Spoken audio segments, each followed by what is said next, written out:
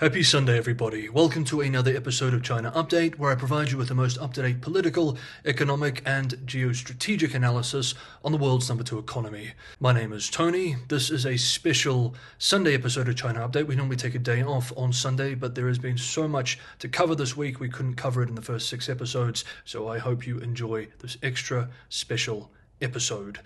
Let's jump in. And we begin as we usually do with the economy. This week, Substack, The Great Wall Street, published an excellent piece called How is China Doing After the Stimulus? Reports from the Ground, examining how effective China's massive stimulus in recent months has been. At the end of September, the Chinese government started rolling out some stimulus programs. Initially, the market reacted strongly, we covered this at the time, when many China bulls argued that China's market was about to take off. However, since then, the market hasn't been too hot. To quote some of this piece, quote, "There has been huge disappointment among investors over the fiscal measures they released," end quote.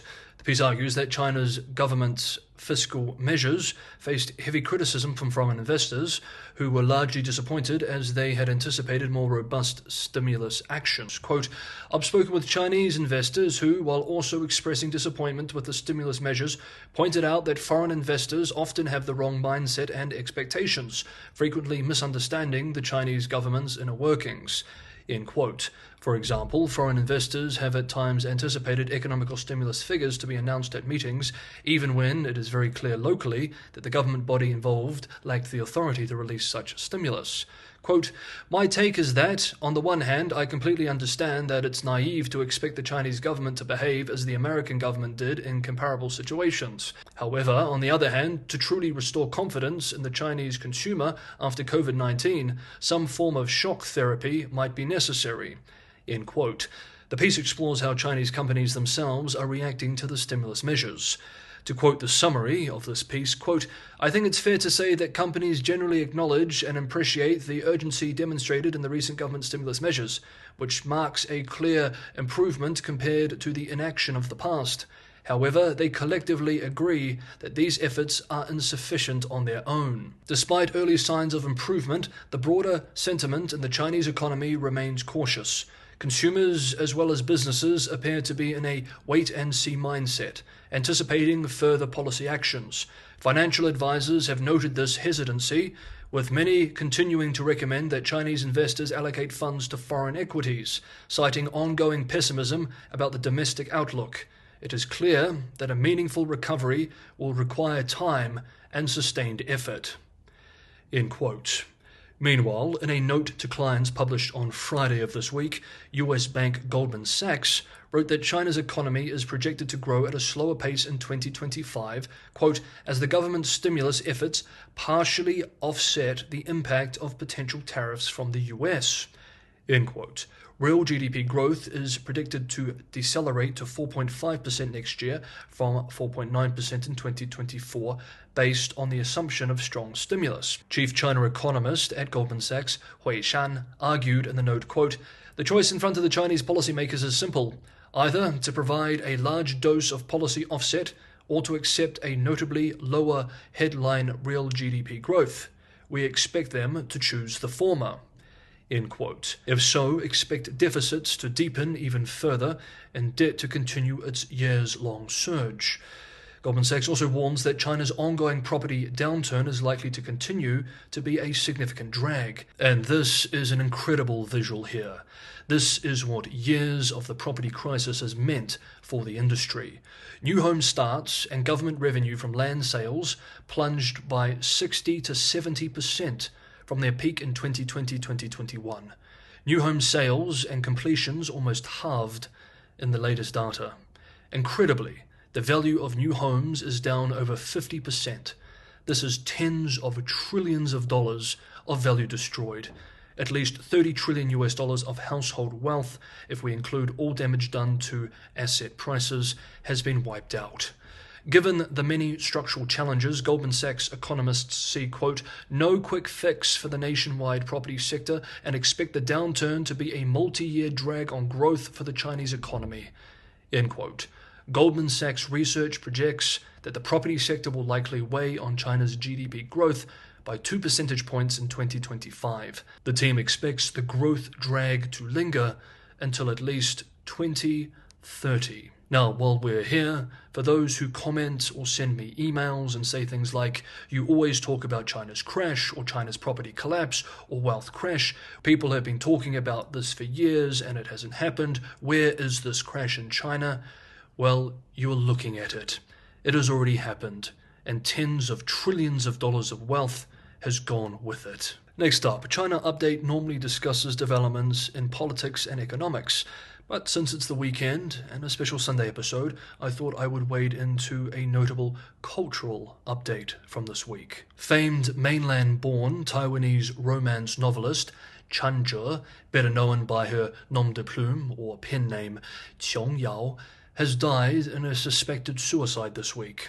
She was 86 years old. According to the local police and fire department of New Taipei City, she was found dead at her residence. Her 63-year-old son reportedly told Taiwanese media that she left a farewell note. The 950-word note, structured in stanzas similar to a modern Chinese poem, came with a pre-recorded video of her dressed in red with roses in the background. Chiung Yao was born in Sichuan, China in 1938 and moved to Taipei with her parents in 1949, the year the mainland fell to the communists and the nationalists retreated to Taiwan. Writing in the 1960s and 1970s, Chiung won millions of fans across the Sinophone world with her sometimes dark tales of romance and lost love.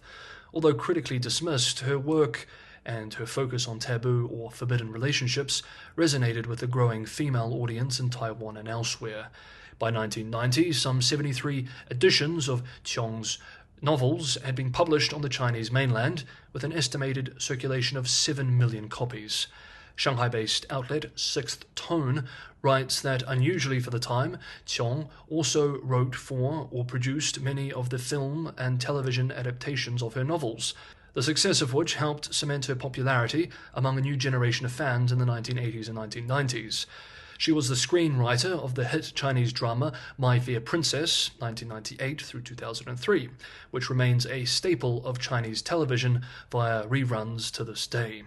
Over the course of more than half a century, Chiung published 65 romance novels and more than 50 films and television dramas. Posts about Chiung Yao's passing took over the trending topics on China's X-Lite platform Sina Weibo this week. Within an hour or so of the news of her death, more than 1 billion views on relevant posts were recorded on Weibo. Rest in peace. Next up, China's global discourse struggle. But just quickly, if you're getting some value from today's episode, I have a big favor to ask. That is just to hit that like button. And if you have not done so already, and you think you would like to watch another episode of China Update in the future and be on top of the most up-to-date analysis as it's released, maybe consider subscribing, hit the bell notification icon, and you'll be on top of these updates as they are published. Liking, sharing, and subscribing is a tremendous help for the channel. Patreon and Buy Me a Coffee links are also in the description below. This channel relies primarily on subscriber support to keep going. It allows me to continue making these this week, every day, but typically 6 days a week, free and open for all. Thank you so much, everybody, for the ongoing support. Next up, this week, state-run Xinhua think tank has released a report called China Travel, Inviting the World to Experience a Real China, that discusses all the measures the PRC has taken to ease foreign travel into the country. The report summarizes and explains the domestic and global relevance of China's inbound travel boom. It notes that China has introduced a series of facilitation policies and measures for foreigners to come to China for work, study, or travel. The report further argues that, quote, China travel conveys a credible, lovely, and respectable image of China, effectively reversing stereotypical and one-sided impressions of China and demonstrating China's determination to open up to the world and share its market opportunities. Many foreigners who have never been to China mainly learn about the country through the media, but some Western media outlets, out of various motives, are either inaccurate or not objective or fair in their reports on China. End quote. The report argues that the state should continue to use foreign travelers as a tool for international PR work. Quote, American blogger Chris is a typical example. A 3-day trip to Beijing completely changed his view of China. He experienced China's warmth and friendliness, technological convenience, and improved quality of life for its people, even considering long-term residence. End quote.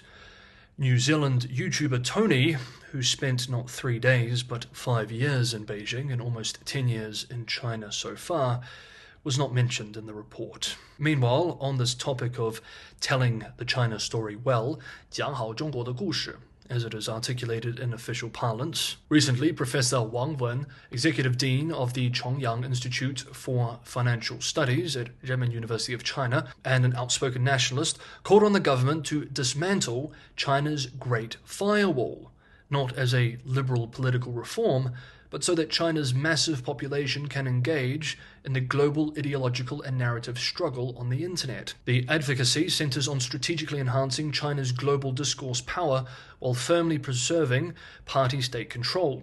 In his column, Wang writes that China's advancements in technology, infrastructure, and governance often make overseas cities seem like lower-tier Chinese ones. Quote, "A sense of superiority naturally arises among Chinese people," end quote. And that China should unleash its, quote, "army of 1 billion active internet users ready to struggle with the world and shape global discourse on their terms," end quote. To end today's video, I wanted to list 10 key takeaways from Wang Wen's piece, as composed by the excellent team at the Substack publication Sinification, a publication I would highly recommend, and the entire translation is on their site. Now, we examine commentators like Wang not because we necessarily agree or disagree with him, but in order to understand the elite discourse in Beijing. Here are the takeaways from Wang's piece. 1. Having overcome the challenges of receiving beatings and enduring starvation under Mao and Deng, China must now address the issue of taking flak. 2. Chinese scholars often lack the necessary tools and sufficient exposure to global debates to engage convincingly with their Western counterparts, displaying a certain woodenness when responding to difficult questions about China. 3. This stems largely from the extensive red tape in China, which hinders people-to-people exchanges and obstructs the cross-border flow of information. 4. To tell China's story well and address the issue of taking flak, Beijing must move beyond relying solely on a small group of officials and scholars. 5. Instead, it should mobilize its billion-strong army of netizens to counter international criticism and shape global narratives about China. 6.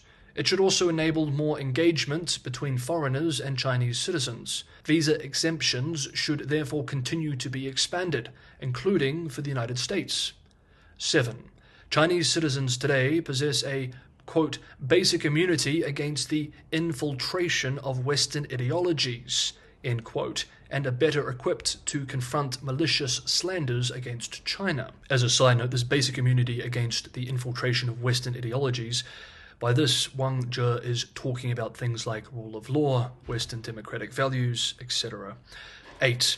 For those reasons, China's Great Firewall should also be gradually dismantled and replaced with a more refined and targeted mechanism for regulating harmful information. 9. This is crucial for ensuring that Chinese thought and perspectives remain relevant in a world increasingly shaped by artificial intelligence and large language models. 10. Additionally, the foreign exchanges approval process should be abolished for all except government officials, replaced by a post-reporting system instead of the current requirement for prior approval. Okay, that is the end of today's special Sunday episode of China Update. Thank you so much, everybody, for watching. Have a lovely Sunday. Enjoy your weekend. Have a restful weekend. And I will see you for a new week of updates tomorrow on Monday.